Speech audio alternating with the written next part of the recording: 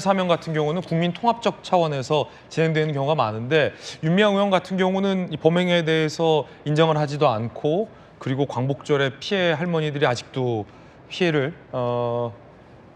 말씀하고 계시고 본인이 반성하지 않고 국민 통합도 아닌데 윤미향 의원은 왜 사면해 주는 겁니까?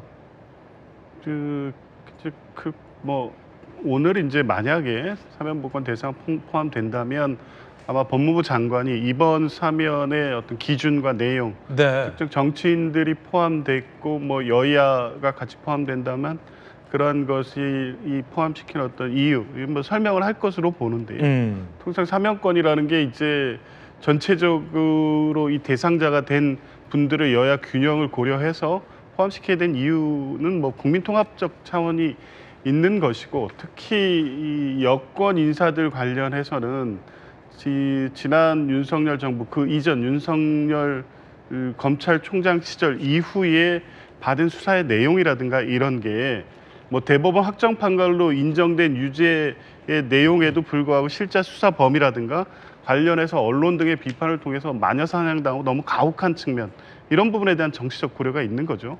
뭐 계속 반복해서 말씀드릴 수밖에 없는 것은, 그러면 이제 야권에서 추천한 인사들에 대해서는 그 범죄 사실 하나하나를 따져보면 그 무게추이를 어떻게 그 형평을 고려하겠습니까?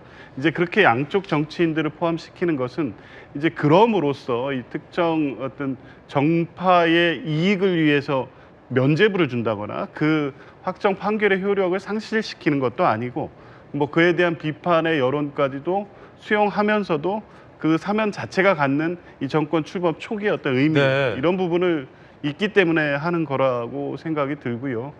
뭐 좀 말씀드렸지만 뭐 정치인 사면에 대해서는 여러 논란이 있을 수밖에 없고, 뭐 대통령도 여러 가지 보고, 그러니까 찬반 여론도 그대로 보고받고 있을 것이고, 그래서 오늘 국무회의 과정에서 최종 결정이 어떻게 날지는 모르겠습니다만, 그것이 이제 결과적으로 이후에 어떤 방식으로 정치권에 영향을 미칠지까지를 보면서 판단하면 되지 않을까 싶습니다. 곽태영 의원님, 그 야당 인사들 사면 그 대통령께 꼭 요청해야 되는 겁니까? 지도부가? 그냥 그거 야권 인사들 사면 안 해줘도 된다. 야당에서 뭐 그러면 되는 거 아니에요? 아니, 본회의장에서 이제 아마 그 대화 창이 찍힌 것 때문에 그러는데, 공식적인 입장으로는 송원석 원내대표가 밝혔습니다. 정치인 사면 같이 하지 말자. 나 요청했던 거 철회하겠다. 분명히 이야기를 했고요. 지금 이번 8.15 특사에서 논란이 되고 있는 것은 어떤 정치인이기 때문에 문제가 되는 것이 아니고, 정치인이었지만 그 범죄 내용은 정치와는 전혀 무관한 입시 비리, 그리고 위안부 할머니들의 어떤 그 보조금 횡령, 이런 부분이 있기 때문에 그런 부분을 지금 저지른 범죄자들을 굳이 이번 8.15 사면을 해야 되느냐 하는 것에 대해서도 초점이 맞춰져야 된다고 생각을 하거든요.